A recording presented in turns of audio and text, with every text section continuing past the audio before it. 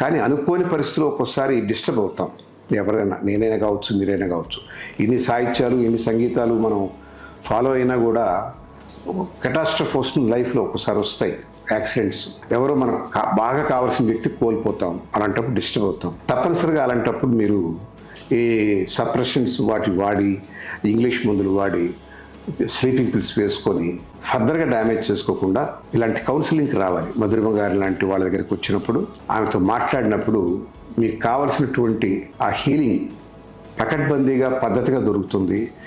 మనసునే ట్రీట్ చేస్తారు కానీ ఆమె మనసు అనేది ఒక అవయవం కాదు. It's not an organ in the body. దానికి ఏ ఆయింట్మెంట్ వేయక్కర్లేదు, ఏ పిల్లు వేయక్కర్లేదు. కావాల్సింది ఏంటంటే అనునయంగా మాట్లాడడం, ఆత్మీయంగా మాట్లాడడం, ఆపేక్షగా చూడడం.